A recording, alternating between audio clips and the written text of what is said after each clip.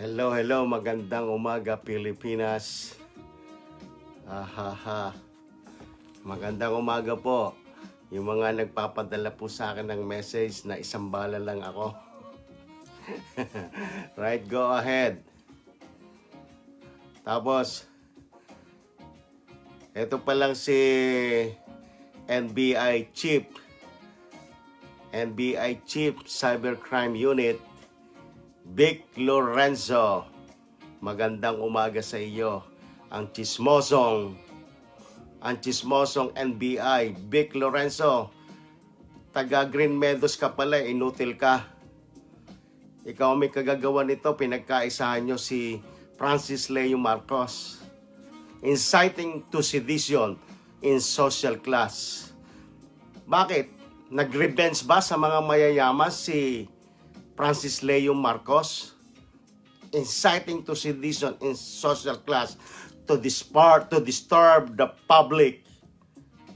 He's only encouraging kung sino yung mayayaman na kapitbahay kung gusto niyong tumulong. There is no inciting to sedition.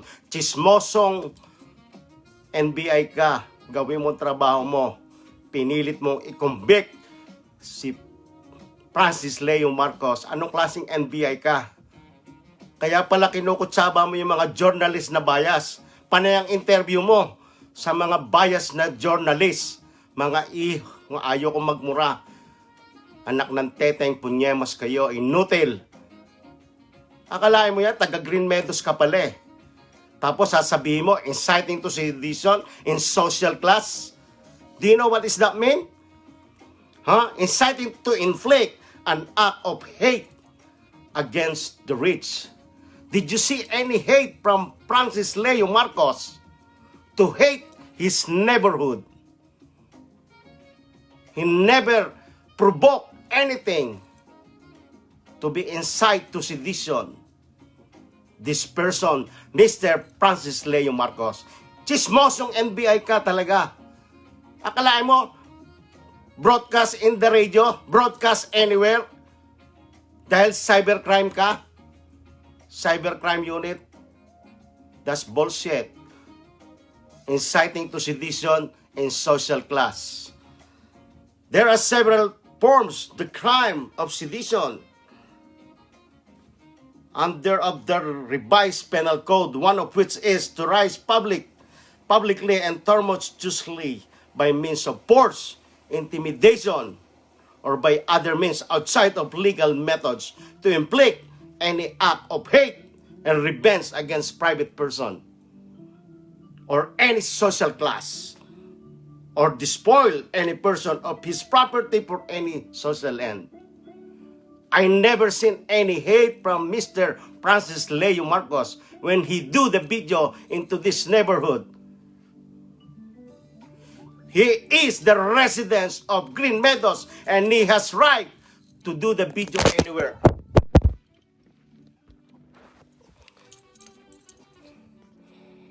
Man, nakakagalit kayo. He has right to do because he is paying the dues of his communities where he used to live there in Green Meadows. So you are one of the officer of your community in the Green Meadows. That's why pinagkaisahan nyo si Francis Leo Marcos. Sasabihin mo pa, social class, inciting to sedition. I haven't seen any hate from Mr. Francis Leo Marcos to his neighborhood. He never provoked anybody into his neighborhood. He just only encouraged people if they can help to this pandemic crisis of COVID-19 to help the community. Masama ba yun? Ngayon pinagkaisahan nyo.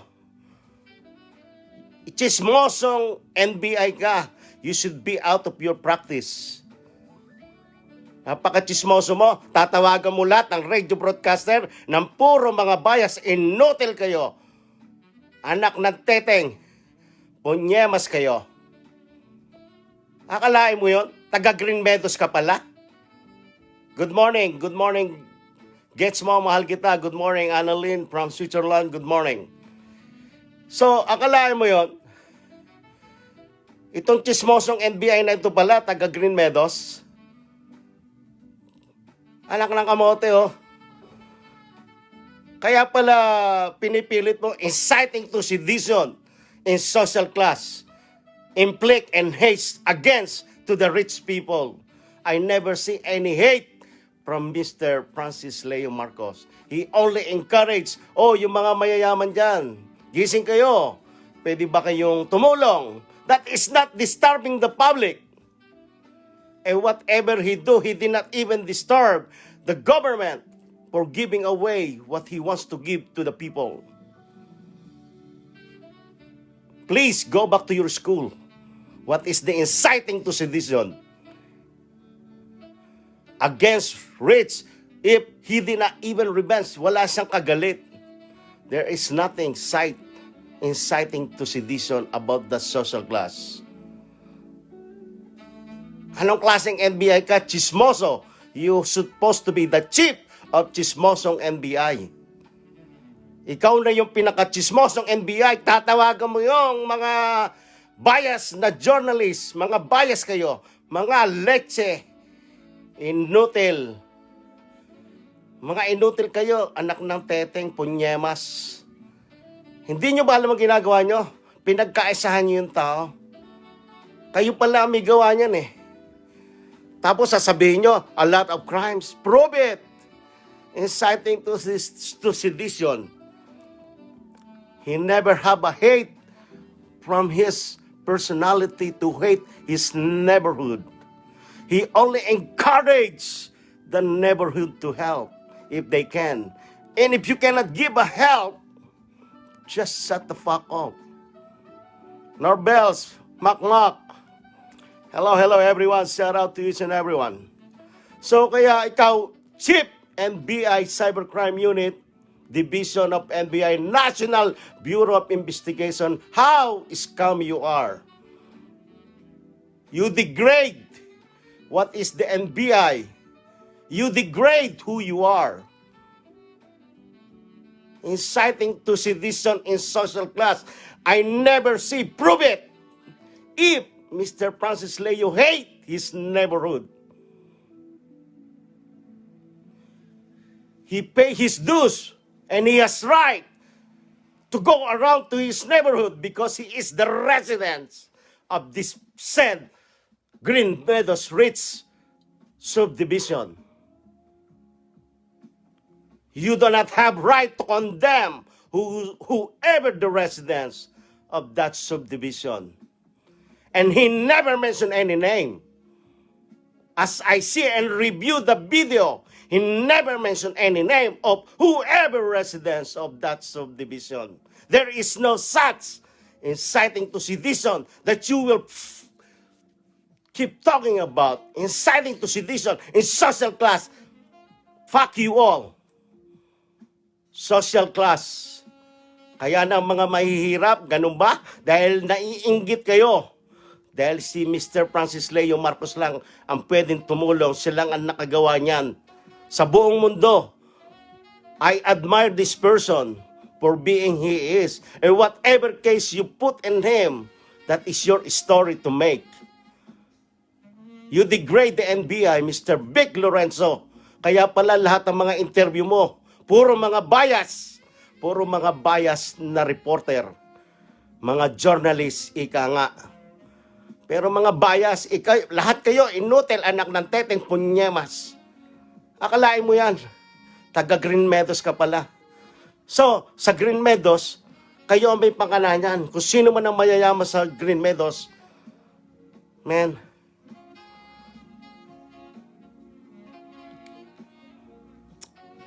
hindi nyo dapat gawin niya sa isang taong tumutulong. Dapat ay magpasalamat pa kayo. Dahil merong isang Francis Leo Marcos na tumutulong sa kanyang mga kababayan. Kahit mga frontliners, mga police officers, binibigyan niya ng pagkain. Ikaw, NBI na chismoso, may ibinigay ka ba sa mga frontliners? Bakit hindi kita tatawagin chismoso? Do you know that is the confidential information under your custody? Ipangangalandakan mo, hindi kanya yung bahay, hindi kanya yung sasakyan. That is gossiping. Dapat hindi ka nag-NBI, dapat nag-reporter ka din na chismoso. That is a very confidential. Kahit pa naka-under custody of the NBI, in your custody, you don't have no rights to disclose to whoever what is the status of this person under your custody. Unless he is under oath into the court, in the front of the judge. And you have no rights. I don't care if you're the NBI. You degrade the NBI. And I'll tell you again, the fingerprinting of Mr. Francis Marcos has been in the NBI since when he got the passport. And now you retake the fingerprinting of him. What is that for? What kind of National Bureau of Investigation you have? And what kind of cybercrime unit you have? You don't understand what is the inciting to sedition in social class. He never disturbed the public to revenge his hate because he never been hate. I never seen to this person that he hates his neighborhood or anyone. Each and every one of you are the one who hates Mr. Francis Leo Marcos. What kind of National Bureau of Investigation? Man, nakakainit kayo ng ulo. Pinagkakaisahan niyo yung tao. That is not right. Dahil bako mo na mas maganda yung isang pilantropo, pinainan nyo lahat ng kung ano ikakaso nyo. Lahat ng kaso, ilagay nyo patong-patong. Pero I don't buy it. Like I'm telling you, I am not the supporter of Francis Leo Marcos. I have nothing to do with this person. But I admire him for his advocacy, giving help to the community. Hindi nyo ba maintindihan yon? Yung nga binibigyan ng gobyerno, ninanakaw pa ng mga ibang taong nasa gobyerno, mga barangay tanod, kapitan, even mayor, even congressman. Aminin ninyo yan. Hindi nawawala yan sa lipunan ng gobyerno, mga korupsyon. Tapos ngayon, may isang taon lumabas, nainggit kayo, gagawa nyo na kung ano, no? I-chichismis ninyo. Hindi pa ba proven nyo na namigay siya ng ilang tonelad ng bigas para lang makalipas ang paghihirap ng ating mga kababayang nangangailangan? Anong klaseng puso meron kayo? Ha? Vic Lorenzo, isipin mo yung ginawa mo. Man, napaka-chismoso mo. Kaya pala, ang galing mo sa interview eh. Hindi kanya yung bahay na yon, hindi kanya yung sasakyan.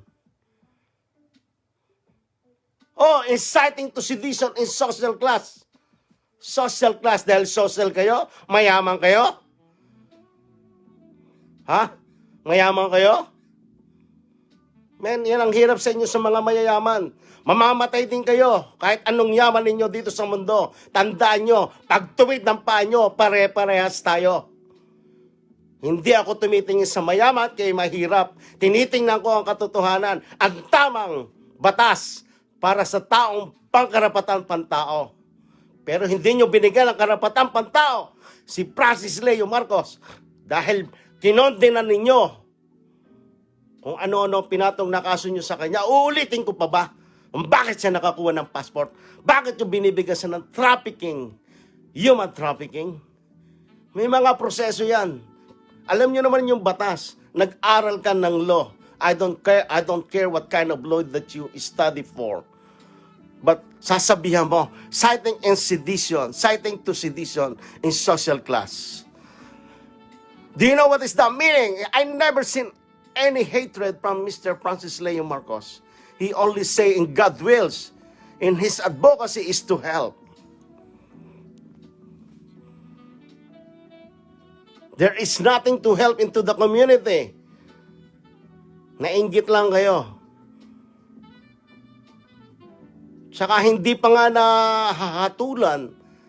hindi pa nahahatulan sa hukuman kung ano na pinagsasabi nyo. That is a confidential information. Even though the criminal, you cannot disclose to the public. If you know what is the law, that is a confidential information ng nasasakdal by law. Man, I cannot understand what kind of mind you have. Napaka-chismoso mo. And B.I. Vic Lorenzo. At saka yung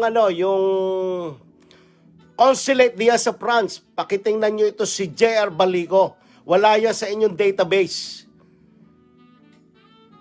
Kang isang Pilipino wala sa database. Ibig sabihin noon, wala siyang proper documents to stay in France. Kaya ikaw, J.R. Balico, bago ka mangutya ng iyong kapwa-tao, tingnan mo muna ang sarili mo kung sino ka. Hindi mo kayang pantaya si Francis Leo Marcos. Dahil siya ay nag-iisa, kahit siya ay isang tawag nyo na kabayo, pero mas gusto ko pa ang mukhang kabayo kaysa mukha ninyo. Dahil may puso si Mr. Francis Leo Marcos. Hindi katulad nyo, ang puso nyo ay wala sa katawan nyo. Ang puso nyo ay nasa impyerno. J.R. Balico, ako ang puntahan mo dito sa Amerika. Magkasubukan tayo. Kung ano-ano sasabihin mo, bakla si Francis Leo Marcos. Bakit? Sinubukan mo ba ang titi niya? Bastos ka talaga eh. J.R. Balico, maghinay-hinay ka kung ano sinasabi mo. Dahil wala kang proper documents dyan sa France. Wala ka sa database ng Consulate Embassy ng Pilipinas. Kaya huwag ka masyadong magyabang. Huwag mong yabangan yung tao dahil hindi kanya inaano. Tumutulong lang si Mr. Francis Leo Marcos. I have nothing to do with this person but what I see. Kailangan niya ipaglaban ang kanyang karapatan. Ako, naandi dito, pinaglalaban ko ang karapatang pantao dahil hindi ko nakikita ang kabutihan ng gobyernong NBI. You degrade yourself. I can't believe inciting to sedition in social class that is to revenge the hate to the rich people. But I never see any hate from him. He only wants is if someone, the richest, to help the community if they can. And if they cannot help, just be it. Hello, good morning, Michaela. Good morning to all of you. Good morning. Good morning, each and everyone. Sorry, I'm just kind of like screaming, but it is a matter of how the way of the, I don't understand how they handle this. I cannot believe it. I really cannot believe it. I wish I am there in the Philippines. Kung nandito na lang ako sa Pilipinas, Mr. Vic Lorenzo, papaimbestigahan kita. Ako mismo magpapaimbestiga sa'yo. Dapat iniimbestigahan ka, Mr. Vic Lorenzo eh. Di ba? Napaka-chismoso mo. Ikaw ang number 1 chismosong NBI. Pero mo, kung ano sasabihin mo sa mga bias na journalist, kaya kayo mga lecheng, ayoko magmura, mga anak ng teteng punyemas, inutil na mga bias na reporter. Anong klase kayo? Lagi nila si Vic Lorenzo. Kaya pala, nakikita ko mostly everyday, Vic Lorenzo! Oh, ano nang status ni Francis Leo Marcos? Ayun, bida siya. Gusto mo maging bida pala. Vic Lorenzo, kung gusto mo maging bida, gagawin kitang artista. Man, I cannot believe this. I really cannot believe this. How you handle this process of this law. I cannot believe it. You know? This is a matter of how you trust the NBI. This is what you think, the National Bureau of Investigation. This is the way you can trust them. Dahil may inggit, gagawan ka ng kaso. Dahil pangit ka, gagawan ka ng kaso. Hindi ka magandang lalaki, gagawan ka ng kaso. What kind of people are you guys? Sobrang inggit ninyo sa tao. Dahil ang tao ginagawa ay kabutihan. Hahanapan nyo siya ng butas para siya ay malibing ng buhay. Huwag naman ganon. Lumabang kayo ng parehas. Lumabang kayo ng parehas. Wala kayong puso. Dahil ang puso ninyo ay nasa impyerno. Ang puso ni Mr. Francis Leo Marcos ay bilang makatao tumutulong sa mamamayang Pilipino. Like I told you again, I have nothing to do with this person, but I see as a good Samaritan with his advocacy to help the needy. That's the only thing I see from Mr. Leo Marcos. And I have nothing to do whatever he has done in his life in the past. Nothing. Intindihin nyo yun. Tapos isisisi yung mga passport, uulitin ko pa ba uli? Ha? Panoorin nyo yung last video ko. What is the passport process to? And what is this human trafficking all about? Man, I cannot believe that there is chismosong NBI dyan sa Pilipinas, National Bureau of Investigation, calling all the bias reporter. What is the status of Francis Leo Marcos? Yung isa dyan, Percy Lapid, tatawaging mukhang kabayo, ikaw na may mukhang aso. So, walang ganyanan. Ako ang tawagan yung mukhang kabayo, sisipain ko kayo. Mga inutil kayo, anak ng teteng punyemas. Yan, isang akusa yan. Chismoso ka, Mr. Vic Lorenzo. I cannot respect the person who cannot be respected. You know? Hindi ko pwedeng marespeto hindi ka-respeto. Saka yung J.R. Balico, mag-ingat ka, kaibigan. Dahil tao ka din lang na pwedeng mamatay. Hindi lahat ng oras ay oras mo. May oras ka rin darating sa iyong buhay. Kaya tandaan mo yan, kaibigan. Huwag kang ganyan sa iyong kapwa-tao. Hindi ka nilamangan ni Mr. Francis Leo Marcos.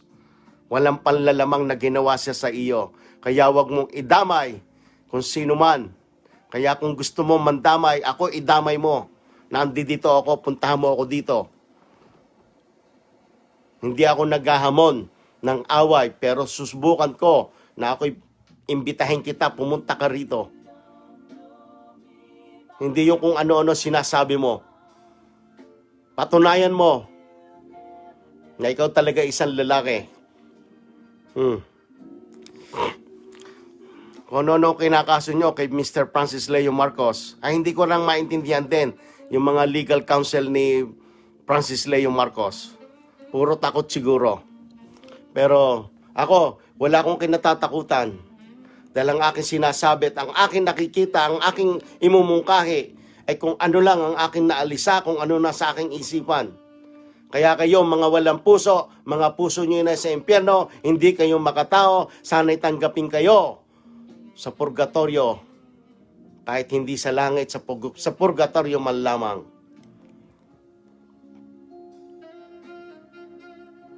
Man, I just can't believe this.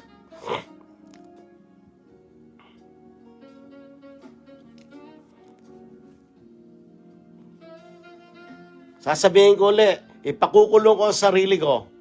Ilabas ninyo yung taong yun dahil sa may kakayanan na ipaglaban ang kanyang karapatan.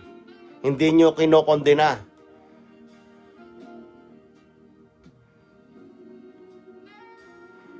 Ikaw, Vic Lorenzo, chismis mo ako. Kahit sino dyan, mga bias na reporter, mga chismoso kayo. Mga inutil kayo. Dahil, bakit hindi ko kayo tatawaging inutil? Dahil ang inyong mga sinasabi ay hindi katotohanan.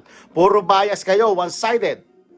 Kaya magsitigil kayo. Magbigay kayo ng magandang balita kung ating mga panahon ngayon na COVID-19, kung ating mga mamamayan ay nasa ayos na katayuan, meron silang kinakain, at kung yung mga mahihirap ay nangangailangan ng tulong, ay tulungan ninyo kayong mga mayayaman.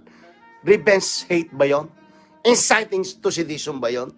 Inciting to sedition ba yun? To us, someone of the rich people to help our kababayan. Inciting to sedition yun. Basahin mo, what is the inciting to sedition in social class?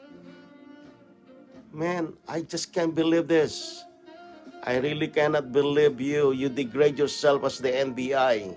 You are the chismoso gossip. Kaya pala gustong-gusto mong ma-interview sa lahat ng mga bias na reporter. Huwag kayong magpa-interview kung sasabihin nyo may walang katotohanan. Nagpapa-interview kayo eh. Ikaw, imbestigahan ko. Man. Kaya kung sino man na nasa likod ni Francis Leo Marcos na gumawa nito sa kanya, ay sana ay pagpalain kayo ng Panginoon at sana naman ay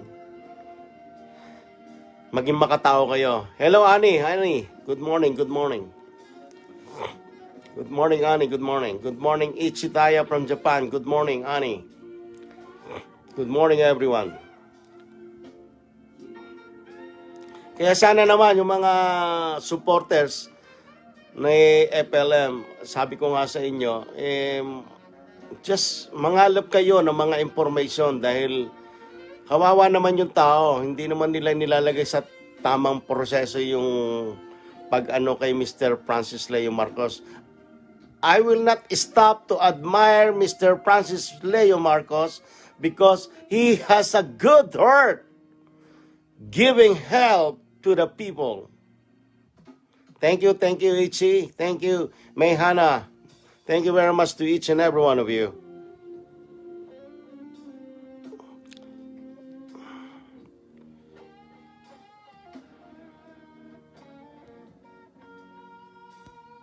Oh. I lost it all.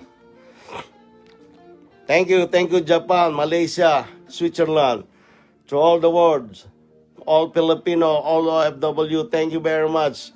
To all the people there in the Philippines watching, thank you so much and God bless you all. Hopefully, I'm only hoping to the fairness of individual to be fair. At saka yung mga kritiko ni Mr. Francis Leo Marcos, magsitigil kayo dahil wala kayong karapatang mangialam sa buhay ng may buhay. Dahil ang buhay ni Mr. Francis Leo Marcos ay sarili niyang buhay. At kung ano man ang kanyang kasalanan sa batas ay kanyang pananagutan kung siya'y napatunayan, nagkasala sa batas.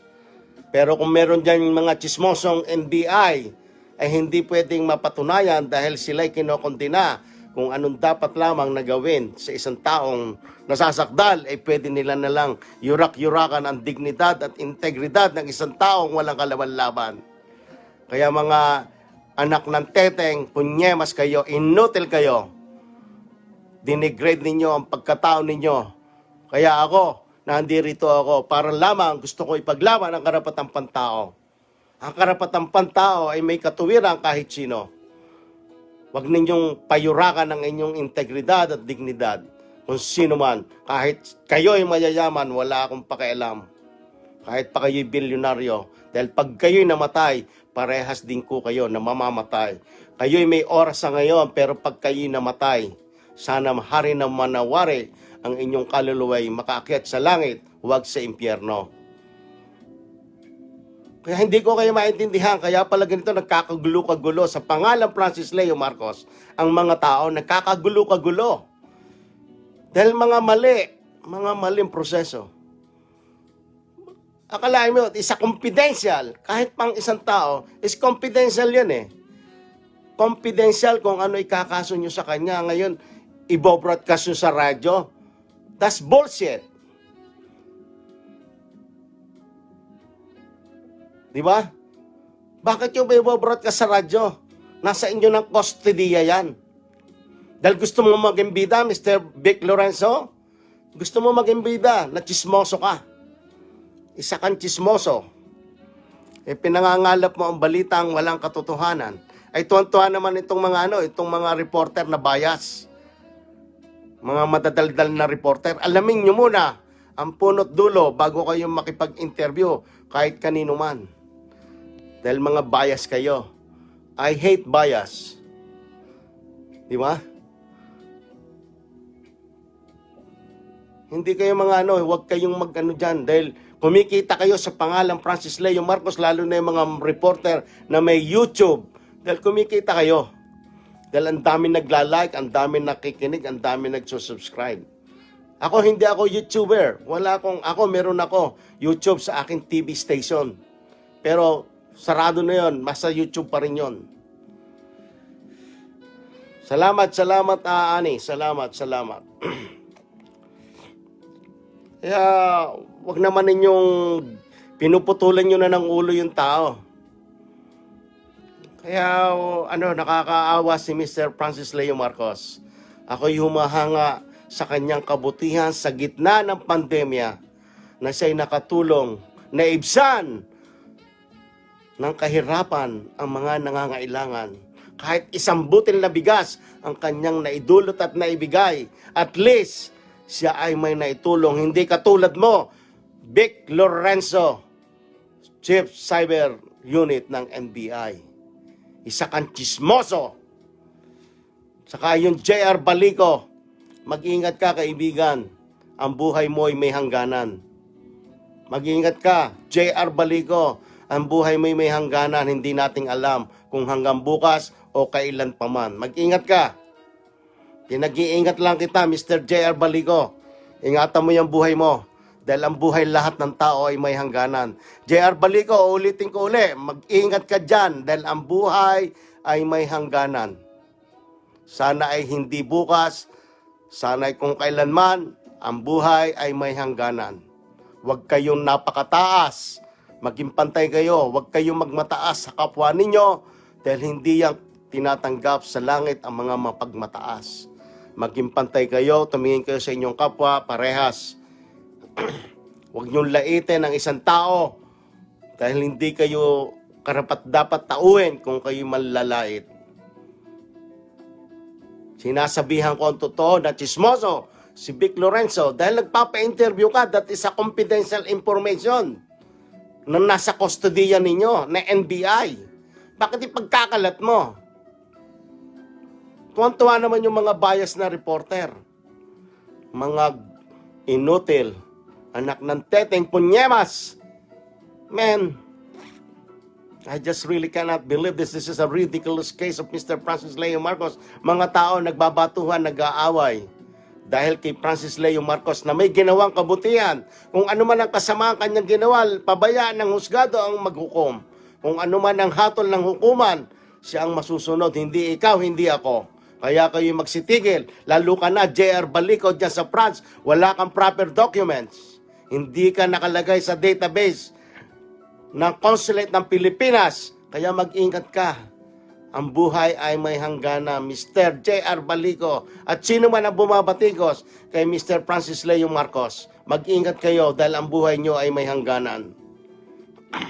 Ang buhay ninyo ay may katapusan. Ang buhay nyo hindi nakakasigurado kung hanggang kailan. Mabuhay tayo sa ngayong araw na to. Bukas ay bagong pag-asa. Ngayong araw na ito ay dapat tayo magkaisa. Hindi tayo nag-aaway. Pero sinasabihan kita, kaibigan JR Balico, mag-ingat ka. Ang buhay ay may hangganan. Kahit sino diyan, mag-ingat kayo. Dala ko ang bayag ko kahit saan ako pumunta. Yung mga na chismoso at mga bias, ang mga reporter na one-sided lamang. Dahil iyan ay aking mungkahi, opinyon ko yan. Dahil yan ang nakikita ko sa katotohanan. Nakakasawa. Puro na lang Vic Lorenzo ang ini-interview. Na puro namang mali ang sinasabi. Oh, daw. What is the word of daw? Man. Hindi ka karapat-dapat na maging NBI, hindi ka karapat-dapat maging Cyber Unit Crime Unit. Dahil chismoso ka. Hindi kita hinahamon, ito'y opinyon ko lamang, isang mungkahi kung anong nakikita ko sa aking pag-aanalisa na iyong pinapakita sa buong mundo. Dahil naririnig kita sa mga pag-interview mo dito sa mga bias na reporter. Ito naman mga bias na reporter nakikinig na wala naman kayong kaalam-alam kung ano talaga nasa likod ng mga pangyayaring ito sa pagkatao ni Mr. Francis Leo Marcos. Sino ba kayo para maghatol sa isang tao hindi pa naman napatunayan sa hukuman kung ano ang katotohanan? Ilaban ang katuwiran, ipaglamad ang karapatang pantao. Lahat tayo ay may karapatan. At kung yan ay karapatan ninyo, manlait ang inyong kapwa, hindi ko kayo papanigan. Dahil kung kayo manlalait lang ng inyong kapwa, iyan ay isa ring kasamaan. Dahil nakakasakit kayo ng damdamin ng inyong kapwa-tao, hindi maganda yan. Isipin ninyo, mabuti muna ang inyong isipin bago kasamaan. Huwag kayo mag-isip ng masama sa inyong kapwa-tao dahil walang idudulot na maganda sa inyong buhay. Tandaan nyo sa araw-araw na kayo nabubuhay, kapag kayo may ginawang mabuti, bibigyan kayo ng magandang bagong pag-asa sa inyong buhay. Ligaya at grasya ng Panginoon. Puro kayo inggit. Hindi maganda yung naiinggit dahil ang pag-inggit sa inyong kaibuturan na inyong puso, ikamamatay ninyo yan. Sa sobrang inggit ninyo, baka kayo atakihin kayo sa puso.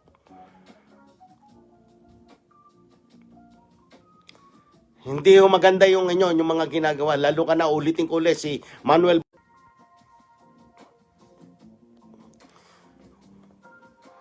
Huwag niyong ilagay sa inyong puot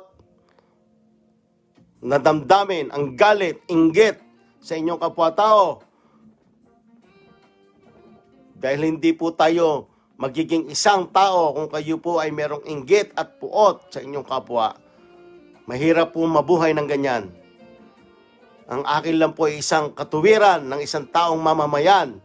Ipaglaban ang karapat-dapat.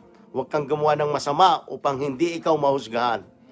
Kung ano man ang kasamaan, meron po tayong proseso ng hukuman. Kung ikaw po'y nahatulan, pagsisihan mo at iyong pagbayaran.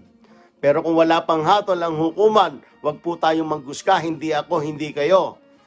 Kaya kung sino man ang mga kritiko ni Francis Leo Marcos, hindi siya public enemy number 1. The case of Mr. Francis Leo Marcos is a simple case. Pinabigat lang nila dahil galit sila kay Francis Leo Marcos.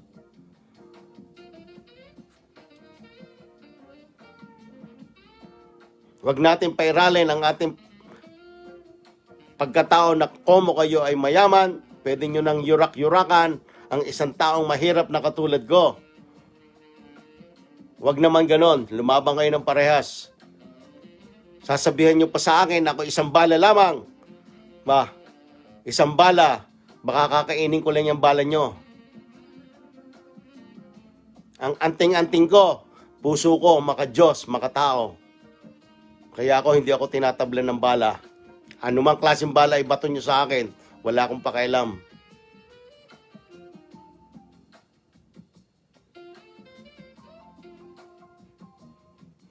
Kung sino man ang may galit sa akin, karapatan nyo yan. Pero mag-isip muna kayo. Ang buhay natin ay may hangganan. Yun lang ang masasabi ko. Maraming salamat sa mga nag-message sa akin ng masama. Maraming salamat sa mga nag-message sa akin ng mabuti. Sana ipagpalain kayo ng mahal na Panginoon. Pero sa ngayong araw na ito, linggo dito, linggo ng Mayo 31. Nalilito tuloy ako. Kaya sana naman i-analyze ninyo inciting to sedition in social class. Ulitin ko ulit. Chismoso ka, NBI. Vic Lorenzo, chismoso ka. Papa-interview ka sa mga bias na reporter na tuwan-tuwa. Natuwan-tuwa. Kalangan nila, nanalo na sila. Re-respetuhin ko kayo kung tama lang ang pamamalakad ninyo. Pero kung mali, bullshit kayo. Di ba?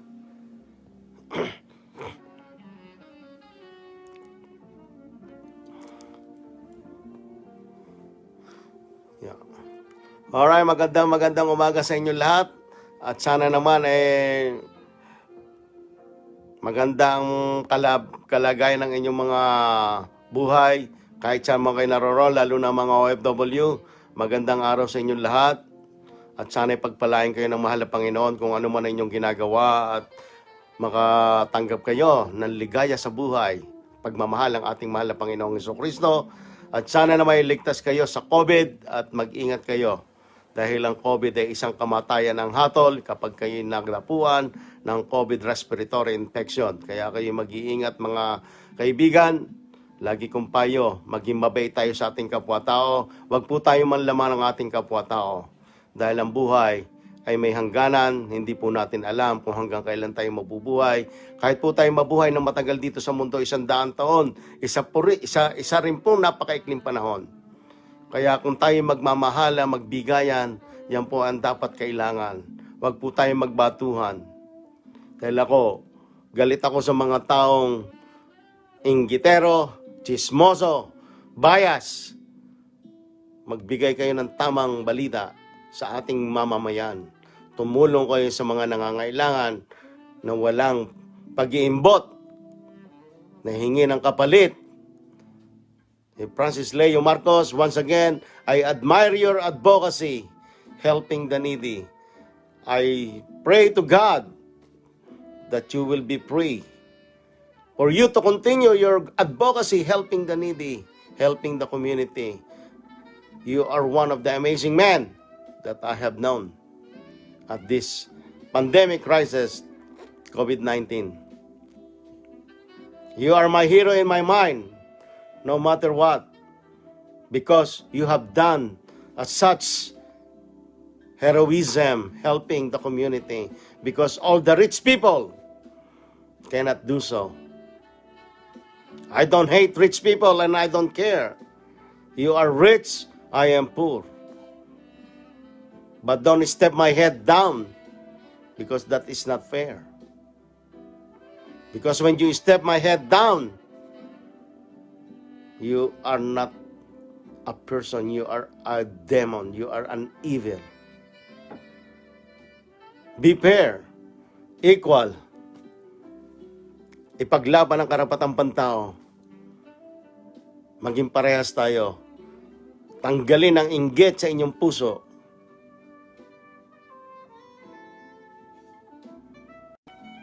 Yun lang po ang masasabi ko at sana naman po ay naiintindihan ng bawat isa. Ako po'y labis na nagpapasalamat sa mga nakakaunawa at kung hindi nyo naman po ako naiintindihan o naunawaan, wala po akong magagawa. Akin lang pong isinasambulat, iminumungkahi ang aking opinyon at kung yan man po ay masama, ako'y nakatama, tamaan man. Kung kayo'y nagagalit, wala akong pakialam. Magalit na kayo kung magalit.